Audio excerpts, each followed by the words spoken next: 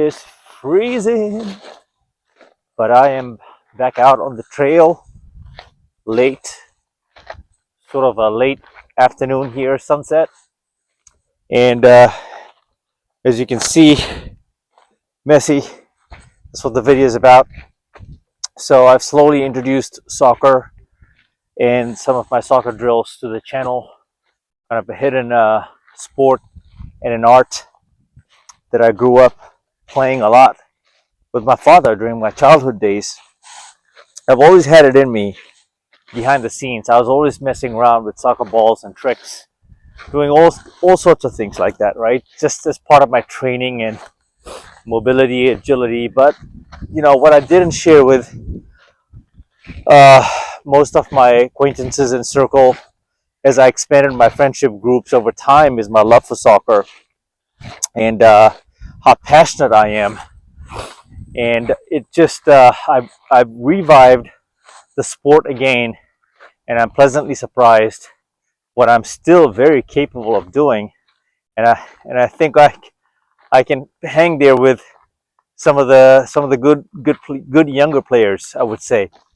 But all that to say that, wow, what a game that was! More than the game itself, last Saturday, it was such an honor, exciting, electric, and absolutely epic to witness Lionel Messi, one of my favorite players in soccer, and of course Cristiano Ronaldo as well. It's really cold, folks. Sorry. There's always the constant debate on who's better, right? One GOAT versus the other. Some argue that Messi has got the ultimate prize, which is the World Cup. Ronaldo doesn't. But, you know, it's neither here nor there in that sense, is that we should be very thankful to see them in this lifetime. The basketball analogy I use is MJ, Kobe, MJ, right? The GOAT. Always that debate. LeBron is in there too sometimes, I think. Although recently the news is not favorable to the poor guy. But, you know, it's one thing to be living in Las Vegas, which is a dream on its own in entirety. And I document that extensively on this channel. And the other thing is that, you know, I'm still putting in the work physically, walking 10,000 steps every single day. It's a testament to those two things right there. It's a privilege to be able to do both and experience both. But it's another thing to actually buy tickets, good tickets, having a good view, heading out to Allegiant Stadium out here in Las Vegas and actually watching the game, Inter Miami versus Club Amèrica. Amazing from everything, right? From calling Uber, picking up my girlfriend, arriving there, and then the few hiccups in the line in terms of how big your carry-on purse or your bag is. We had to go check that in across the street and then head back into the stadium. But it was relatively painless, very quick. I think we were in less than 10 minutes. We were already into the stadium. We grabbed our drinks, old-fashioned whiskey and some popcorn, and we're in our seats 15 minutes before the game. And the excitement, we were so giddy, you know. I couldn't sleep leading up to this game, and it was just the excitement, the electricity, electricity, yes, that's what it is, of actually being in the same arena as Lionel Messi. So, you know, he's changed the game, he's changed the MLS, Major League Soccer, in the United States as we know it, at least for now. Very close to retirement, but he's one of the all-time GOATs, and when you actually see the game live, and you see the guy live, you can kind of feel the electricity of everyone around. Either you're a fan or you hate the guy, but you know there's a saying, you're hated for the same reasons as you're loved, is because you're that good. And so every bit of the electricity was captured in my footage. I so happened to turn on the camera at the opportune time where he actually scored an equalizer, a header, beautiful header to tie the game up. And prior to that, the crowd was well, let me stay with the goal here, is because he proceeded to score the goal, acknowledge his teammates for the assist, and then turn around and do his own celebration. It was a sort of a counteract, counter celebration, which by all means was very cordial and professional. But he faced a certain section of the Club America's crowd. That section, as you see on my B-rolls, was celebrating Club America and the colors, right? The smoke, the fanfare, all of that going on. But where things got muddy is it was a combination of that same section, Mexican crowd, and Club America, all of them, right, together, started chanting Messi, pura, or something like that, which really is, those are not some nice words, and I don't claim to have my Spanish down here really well, but I asked my girlfriend, hey, that's kind of a cool song. What song is that? Because I'm all in the cultural shock, right? Like, wow, I'm taking it all in, and I'm thinking everybody loves each other, but boy, was I wrong. My girlfriend said, no, they're saying F Messi. I was like, what? It was sort of funny at that time.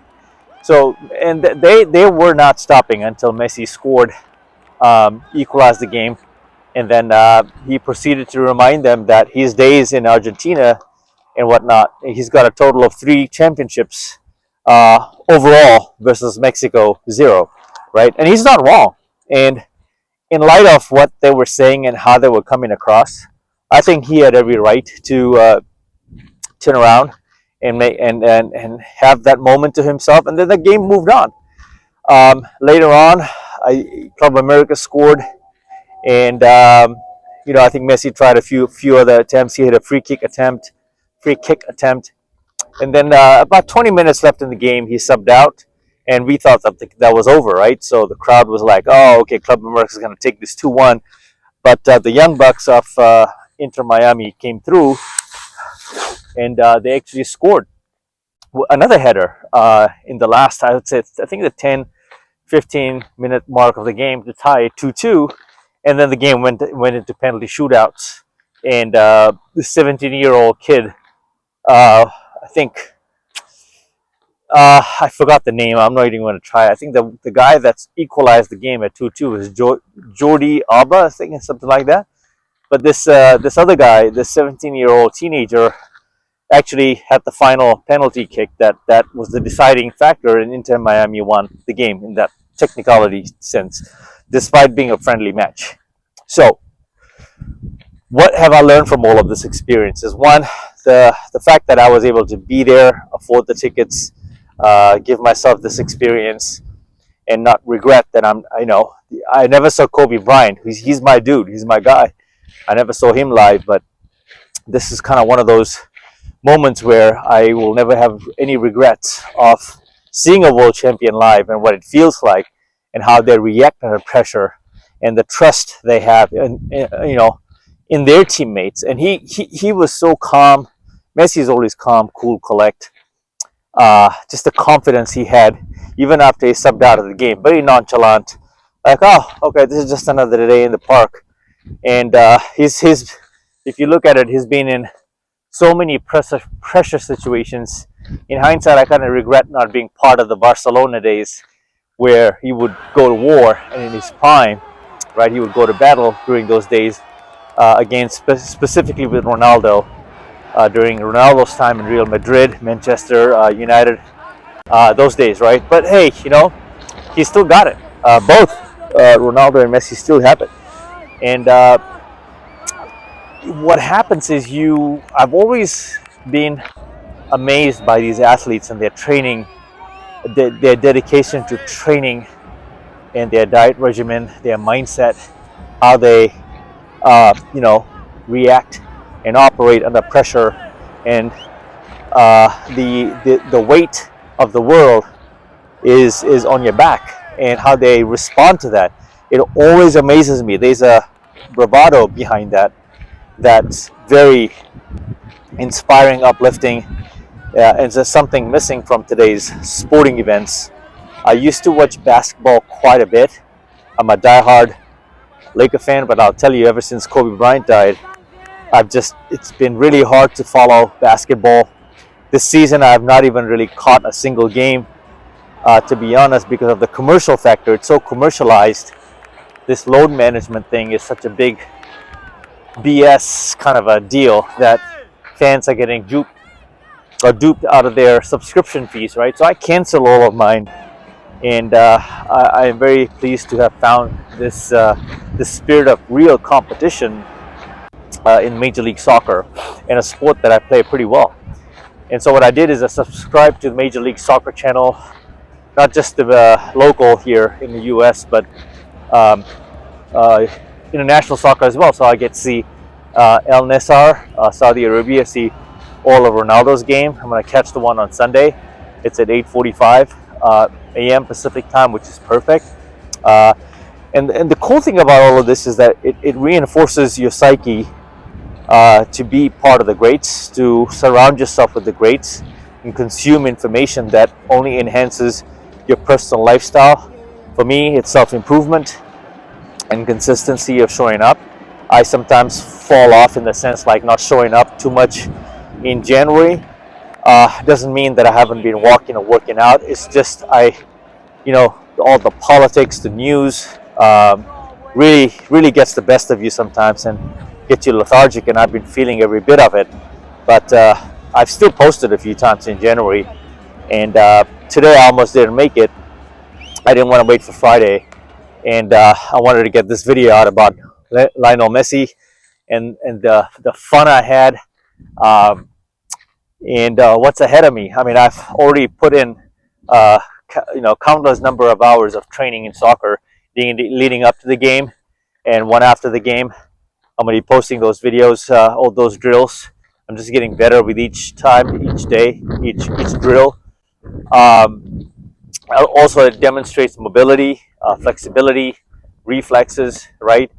Some may even argue that, hey, soccer a real sport? Well, hey, I encourage you to try it, and you tell me. If you're not challenged in your cardio and your durability, mobilizing your joints and reflexes and testing yourself in how you move, then we have a debate. We don't have a debate, right? We don't have a debate. It is a real sport. I will never forget the experience. It's one for the memory banks, right? One for the books, one for the ages, as they say. I do have plans to get out to Miami when the World Cup starts, but I also want to catch a local game when Inter Miami plays in their hometown, and then I want to get out there at least one time. So for now, what a blast this was, this moment, meeting some like-minded people, and also the fans, right? No, I had no beef, no problems. I mean, you get the stare downs from other cultures, I mean, other teams, right? Like Club Amèrica, Mexico. But then again, you get the smiles and the hugs, and we just become all friends, especially when you see shirts from Barcelona, Argentina. Of course, Messi played for those teams. Some epic battles back in the day. But it just blew me away how welcoming everyone was. And then my girlfriend and I, we just had an amazing time. At the end of the night, we went to this, restaurant across the street. It was open really late. Got a burger or two and had some drinks and kind of called it the night. Mind you, I was fasted the whole day. I was intermittent fasting the whole freaking day. So almost the drinks I had, I think I had a total of about 3, maybe 4. But think about this, right? We got there at 7 o'clock. I didn't get home till 2 o'clock. So four drinks in the space of maybe 5, 6, 7 hours is not a bad deal, considering that I don't really drink, but I save it for the days where events like this happen. That's when it makes sense to have a couple of drinks and celebrate life, celebrate the moment, celebrate the sport. Although I know Lionel Messi is not going to drink after the game. He's probably having his water and vitamins, and I'd be curious to see what his diet is like. I know there's tons of material on YouTube on what Ronaldo's diet is like, but the next day I got right back to training. I think I had a very intense soccer drill the next day, and that's it, right? These moments are meant to you take what you can take from it. For some, it's a love of watching football. For some, if you're like me, just a little different, meaning that I think a little differently. I take away how much motivation can I take from this moment and apply it to my life. And then, of course, you see his lifestyle, right? He's dedicated his entire life. His entire life was not destined this way. He created his destiny. I mean, if you look at his story, he had growth hormone deficiency, and went through, I think, about 4 or 5 years worth of therapy of growth hormone injection in his legs, and then there was a fear that he wouldn't grow. He's a very quiet guy, doesn't like talking too much, um, and very misunderstood in that regard, but very humble. Like, you never really hear him bragging. He is the epitome of the small guy versus the big guy, right? Like, easily underestimated, and then he shocks the world with his stature. He's very short. Not really.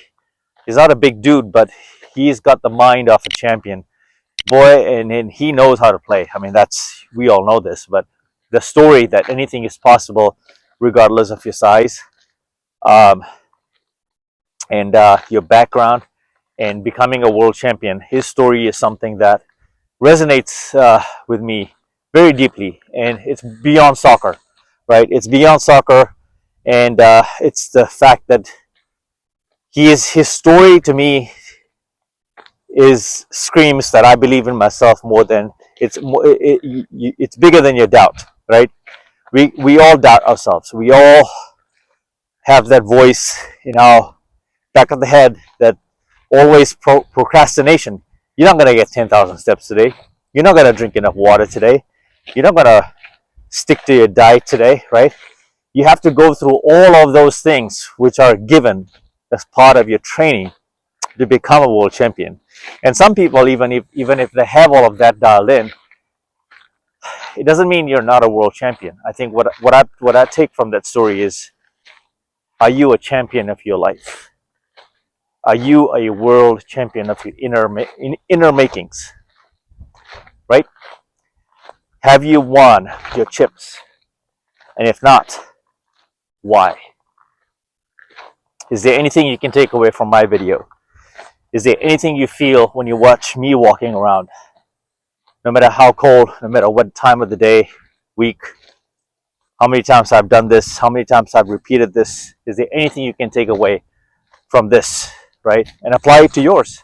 And that's how the universe goes around, and we give back to each other. We supply each other the fuel, right? And I'm just going to end on this note, is that I'm glad I went and saw this. I think I spent about $1,000, $1,200 if I count the Uber ride, picking up my girlfriend, buying a few people drinks, tipping, just the whole night, the food. It was so worth it. It was so worth it. It gave me life. It gave me fuel. It gave me solid, pure motivation that I needed. Because when you give like this to the video, you give like this to the channel, you're not really seeking much in return, but you're seeking the nourishment from people that have reached a level that you're not. Kobe Bryant was one. Lionel Messi is definitely another one. Okay, folks, I think I can keep going in a circle here. I love what I see behind me, the backdrop. As I say, post-production is always amazing to see the backdrop. It's freezing. It's below 45 Fahrenheit, and my nose is running. So I had one good, nearly 20-minute video in me. I'm going to go nicely back home, edit this, and throw on the B-rolls, which you're watching now, is the final product. Okay? Thanks for watching, folks. Till the next video. Mamba out.